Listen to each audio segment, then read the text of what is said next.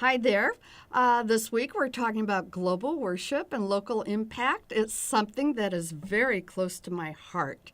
And Psalm 67 has become a theme of the School of Intercultural Studies and one that I love very much, and especially when it talks about, may the nations be glad and sing for joy. For you, O Lord, rule the peoples with equity and guide the nations of the earth. May the peoples praise you, God. May all the peoples praise you. What a wonderful opportunity we have to invite others to join us in praising the Lord, to invite all nations, for we all belong to the same church, the body of Christ, on a global basis. So this week we're talking about enacting the prophetic. Now the practice is defined as using nonverbal and verbal symbolic forms. And these would take place mainly in the arts, one of my specialties. So it includes art, singing, instruments, drama, dance, spoken word, and poetry, among others, to reveal new understanding and make space for the gifts present in the church and the surrounding community. What I especially love about this is that it means there are many ways that we can praise and worship the Lord. It doesn't have to all look the same, which we have run into over centuries, thinking that people have to worship in exactly the same way. This is where we have to know what worship and prayer is all about, and then realize that it can be enacted in different ways as long as we're meeting the goal of connecting with God and spending time with Him. So the issue then raises what multicultural worship, what is it all about? And as you know, through the Kesha, we're learning from the global church and from global worship. Now there are several issues that are at play here that we need to talk about. First of all, there's cultural aspects. Some cultures prefer to look and watch, and others prefer participation. Now, as an intercultural communication specialist, I always teach that communication is involvement. And I love it as you're doing your directed exercises and getting involved with the material. It's just a good educational principle. So that I've come to say that often in our worship, if we make it only one directional, then we have a problem of what I call spectatoritis. And we want to overcome that in order to help people connect with God and to also connect with local believers in the faith community. So we need to talk about a theological foundation, which for me is based on the principle of the priesthood of believers. We are each priest. Jesus gives us that opportunity. That's what Christ has come to do. And so we join together in worshiping God. Therefore, our goal is participation and integration. Now let's consider a few of the issues that are at hand there.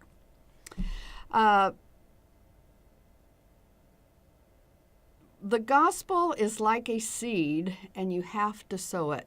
D.T. Niles, an ethnomusicologist and church specialist and just gifted in the arts, talks about how missionaries came to our lands. They brought not only the seed of the gospel, but their own plant of Christianity, a flower pot included. I forgot to add that D.T. Niles works in Australia and Papua New Guinea, way at the southern end of the globe. And he says that when we have this flower pot included, that what we have to do is to break the flower pot, take out the seed of the gospel, sow it in our own cultural soil, and let our own version of Christianity grow.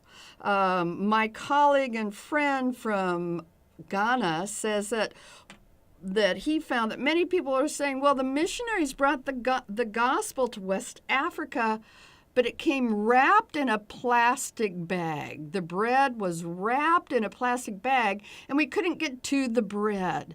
So this is a recurring theme worldwide, and one we need to take into consideration. There's also from Argentina, Pablo Sosa, a very respected and renowned church musician, asked if people could use the most popular forms, tango for the Argentina, samba for Brazil. And what they found that people came to understand that there was a breach between the religious and the secular. But what happened is they later learned the breach was rather between the culture with which people had received the gospel and or el protestantismo and popular culture. So what we're learning and what we're seeing here is what I call dealing with expressive languages. The arts are expressive languages that are there for us to express ourselves and make ourselves understood. So just as spoken language will vary from people group to people group, from culture to culture, so our expressive languages done through the arts will also vary. We're going to talk more about that a little bit later. For now, let's move to a song from Argentina, and that is Santo, Santo, Santo, mi corazón te adora. Mi corazón te sabe decir, mi santo eres Señor. And I'd like for you to think about Santo Santo being used as preparation for prayer or as a prayer response. Holy, holy, holy, my heart adores you. I offer myself unto you, for you alone, Lord, are holy. This song is, when used in an appropriate way, to conclude a unison recitation of the Lord's Prayer. It is also effectively hummed after people know it well. Even English-speaking congregations can approach the song because of its being so accessible, being in a key that we understand, and in a language that we can pick up fairly regularly. And if you have local Hispanic friends close to you or it's your tradition, just talk about what it means, what the difference is to sing in your own language and own musical style. Here we're going to listen to a group I found on YouTube singing Santo, Santo, Santo. Watch how they embrace it and how they perform it as worship. Santo, Santo, Santo, mi corazón te adora, mi corazón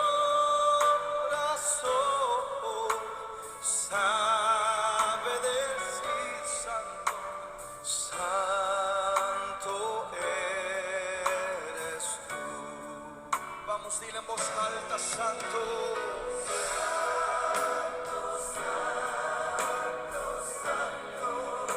Vamos, adórale, adórale, adórale.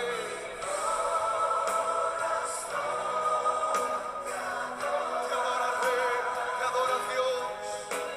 Mi corazón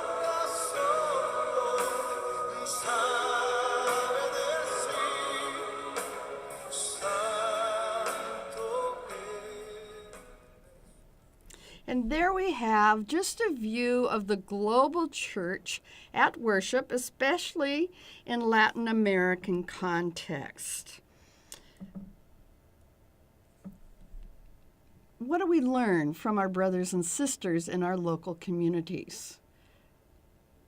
I think, and I would like to suggest, that you talk with people who prefer to sing in different languages or speak different languages, and talk to them about what their heart language is, what is meaningful to them as it relates to music and worship and to using other global forms of art for worshiping and for prayer.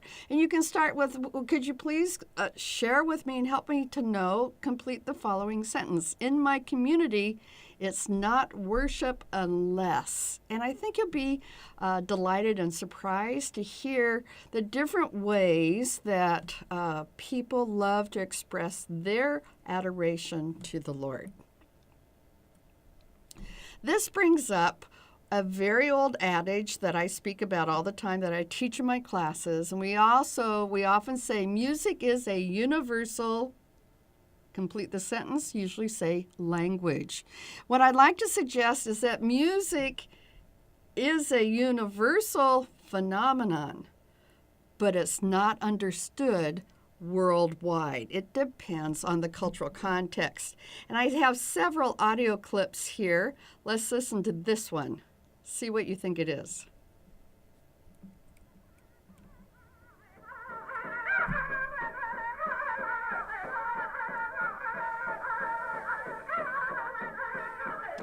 Do you recognize the language group from whom this originates?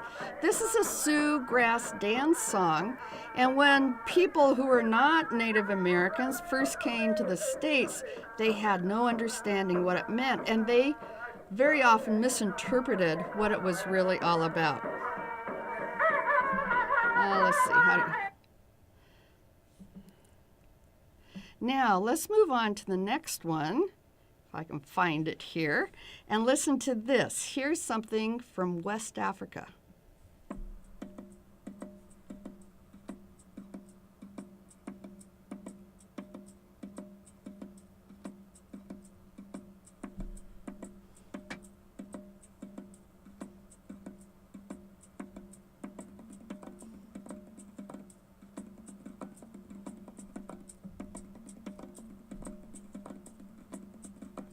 Notice the complex drumming that's developing.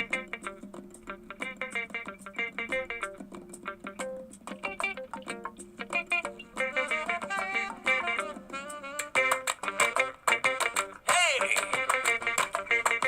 Ciao! Yeah! Our mission with Africa is to pray and work together to bring freedom, hope and justice to the world. Mission with Africa. Mission for Africa. Mission with Africa. Mission for Africa. Mission with Africa.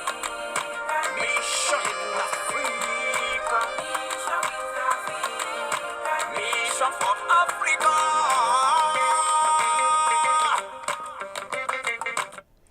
Now, that was in English. I imagine you could understand most of it. This is being sung by one of our PhD students from Benin, who works among the Fulani people. He is Fulani, he speaks Fulbe, and he's found a worship style and a way of getting a message across that is appropriate for in the cities and among his people. Let's move to the next one and see what we have here.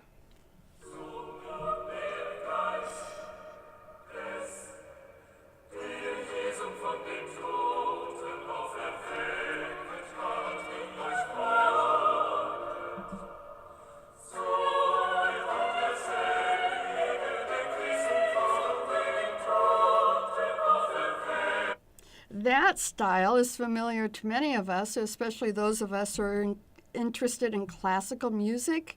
And it's Zonun der Geist. It's singing about the Holy Spirit. It's written by J.S. Bach from the 17th century. Very typical of high art music. And now today we listen to everything, high art, low art. Everything is available to us. What's the important thing? To let it work back and worship God, seek back to God. And one last one from Pakistan, another one of my PhD students who is reaching out to Muslims through the Psalms.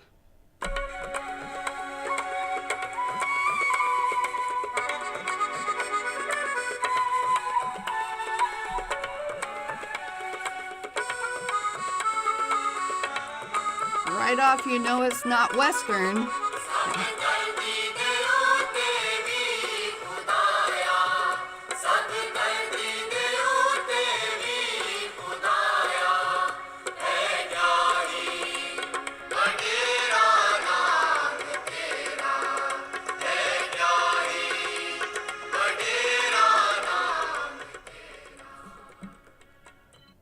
So So there you have many ways of worshiping God through different nonverbal symbols joined with verbal symbols according to the cultural context.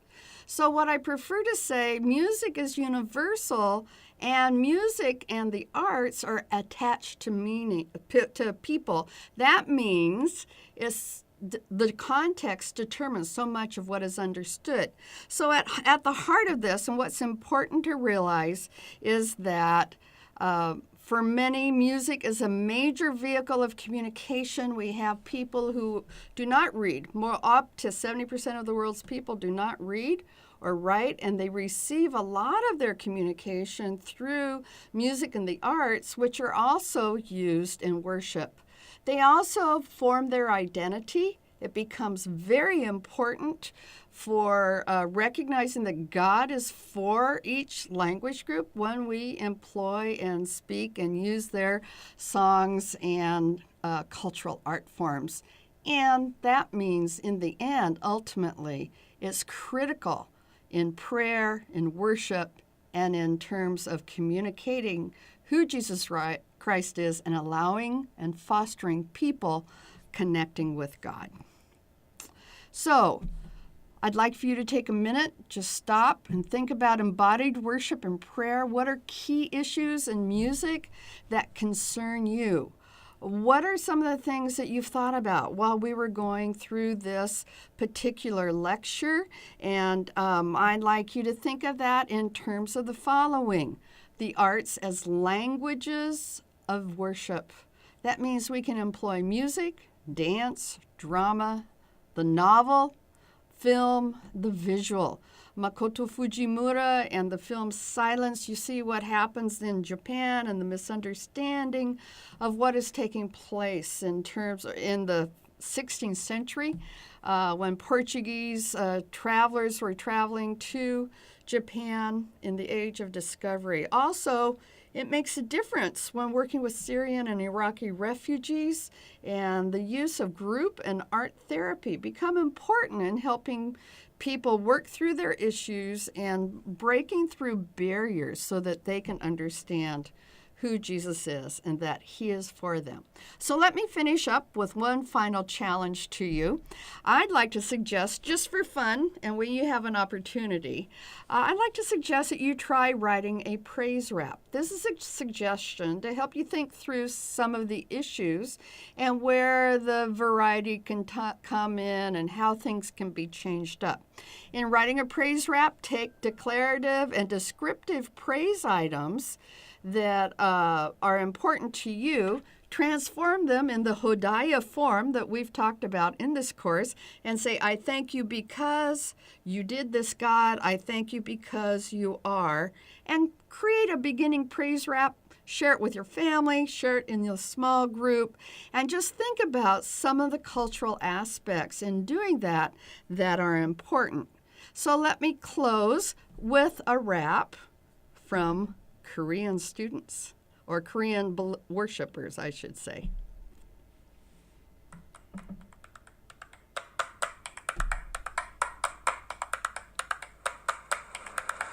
Down in the club on the vodka guy, trying to get little mama in a car. I heard a gun pop like pop, pop, pop. Someone hit us with a chopper like da-da. An average night for a couple of no good. Up in college, but yeah, we still like it so good. Never making it to church, man, we drink it till it hurts. If we can do it tomorrow, yeah, we sure would.